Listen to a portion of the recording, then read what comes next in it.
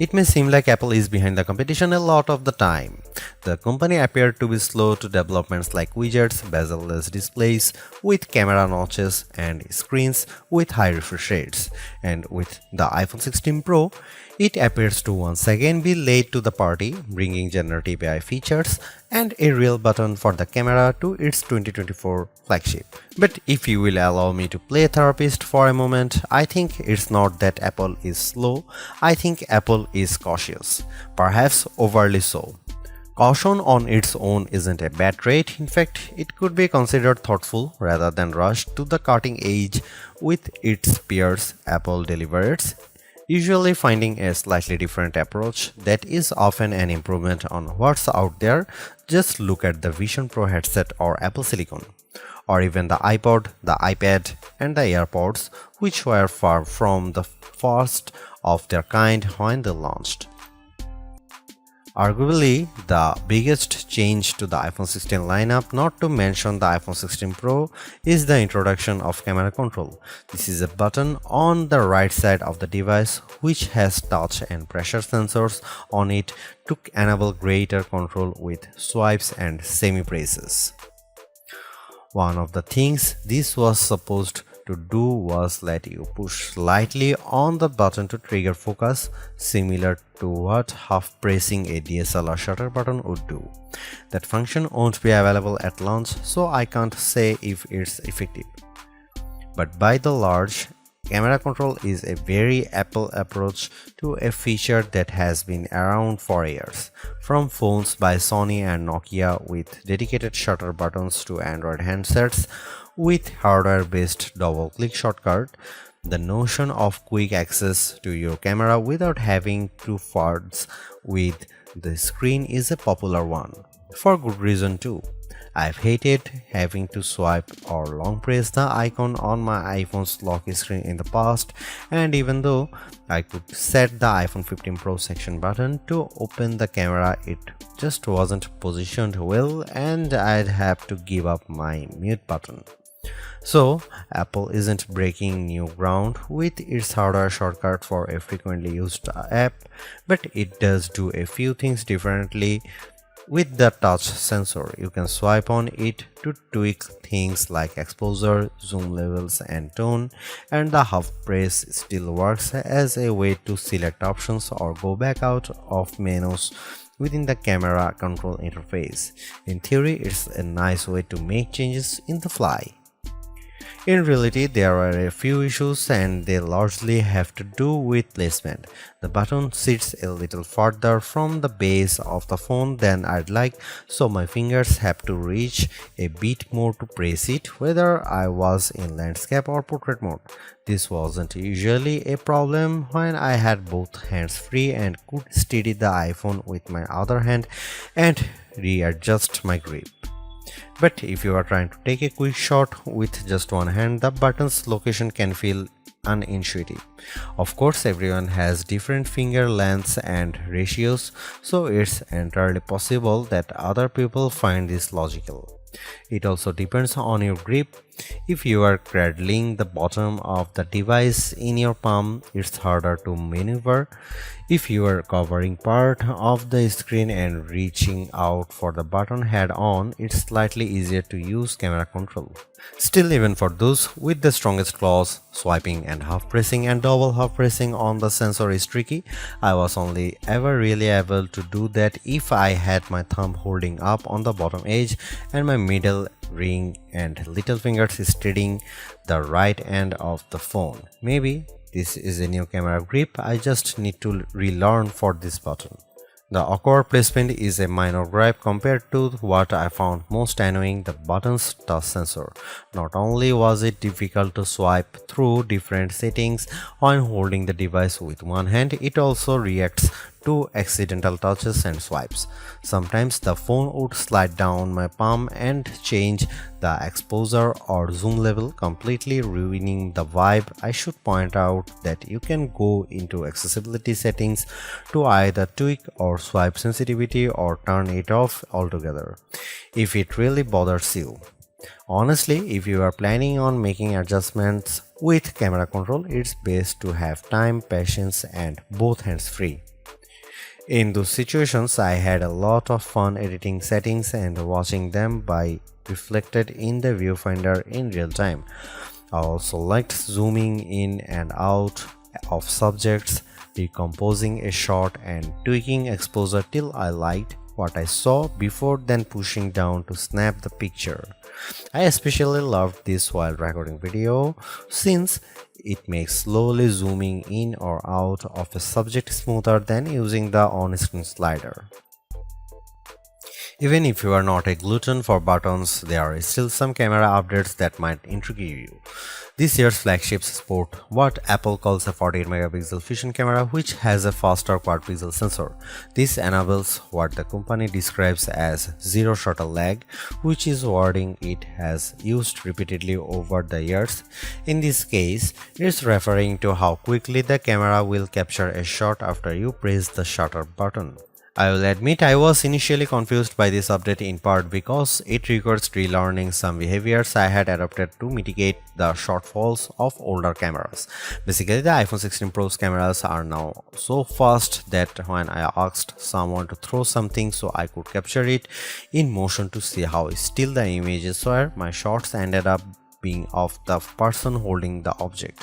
Our video producer and I were very confused, and it wasn't until the zero shutter lag concept was explained clearer to me that I got it.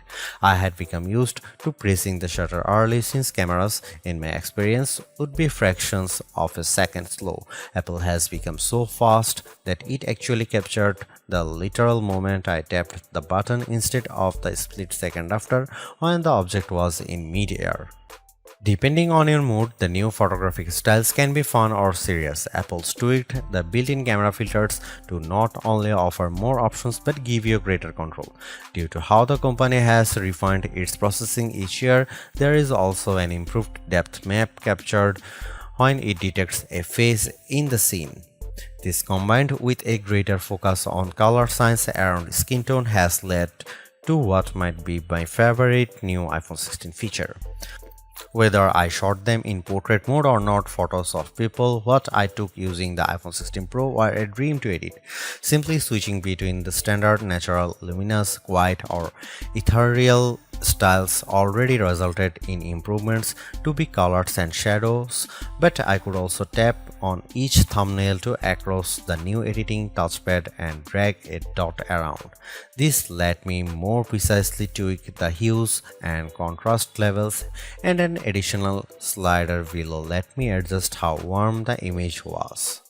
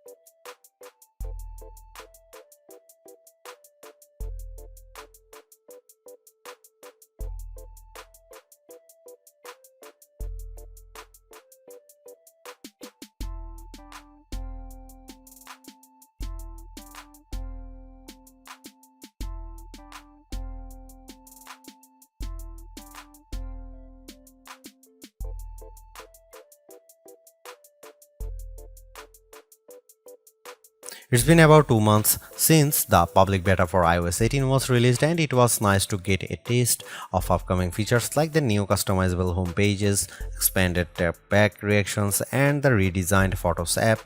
With the iPhone 16 launch, iOS 18 is basically ready for prime time with some caveats. This year, more than ever, it's hard to figure out what's coming to your iPhone and what isn't. With the release of Apple Intelligence slated for October, features like writing tools, cleanup for photos, and the redesigned Siri won't be ready till next month, and even then, your non-Pro iPhone 15 won't be compatible. Plus, some features that were teased at WWDC like Genmoji still haven't been added to the iOS 18.1 developer beta. which is where most Apple Intelligence features have been arriving as a preview for app makers. Within the iPhone 16 lineup, too, there are things coming only to the Pro models like multi-layer recording in voice memos. It's confusing and can make choosing your iPhone a trickier decision, but for this review at least, the iPhone 16 Pro and Pro Max are getting everything. I cannot wait to try out multi-track recording in voice memos, and I hope Apple sees this yearning as a sign that it should bring this to more devices. It was nice to get time with iOS 18 even in the absence of Apple Intelligence. Honestly, I'm not even sure I'd like those features that much. In a similar way, Gemini AI was nice on Pixel 9 Pro series but didn't feel like must-haves.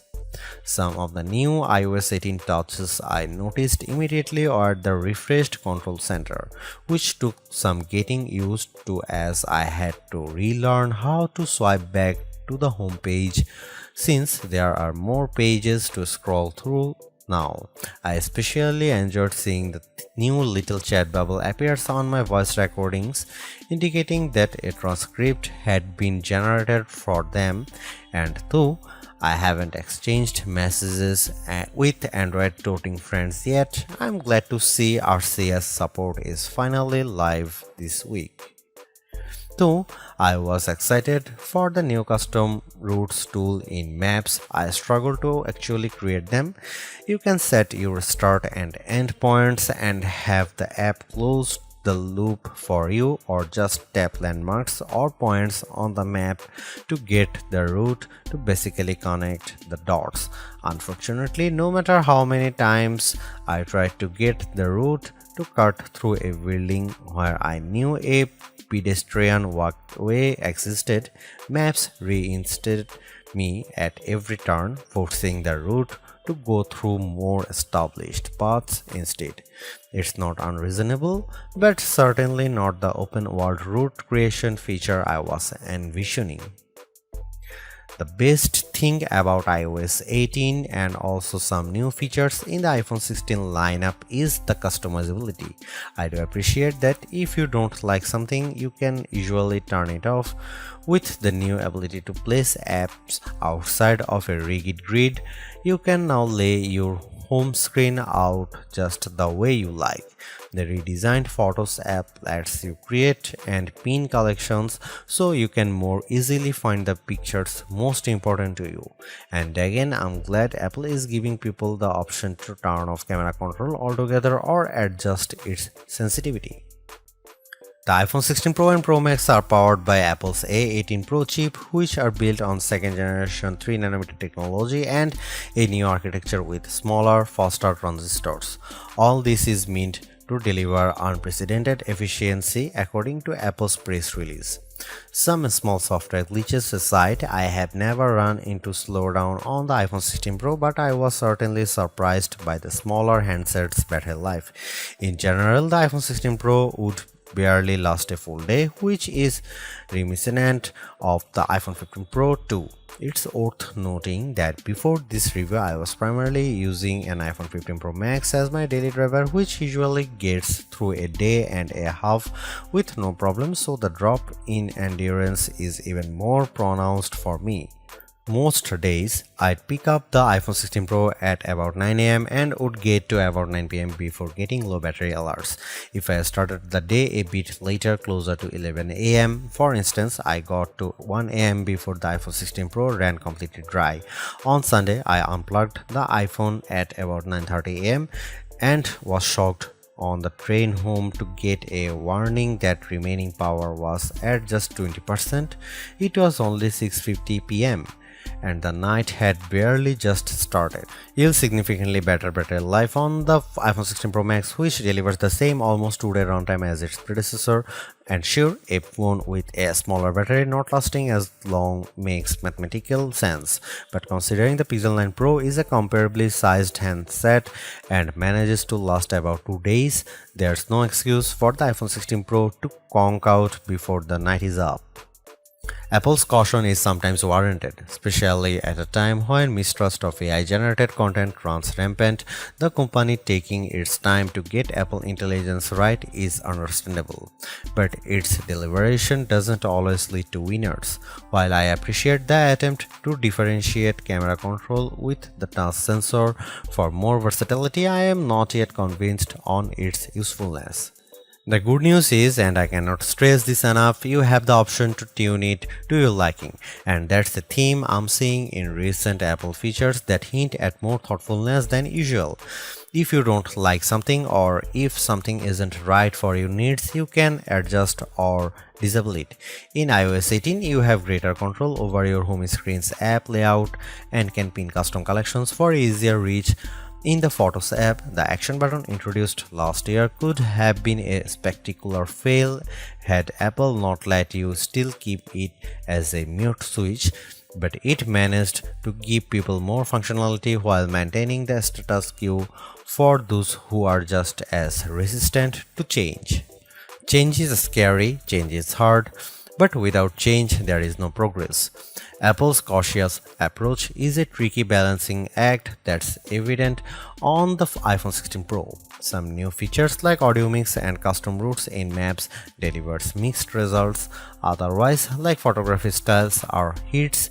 Then there are the basic ingredients like good battery life and durable, attractive designs that Apple cannot neglect.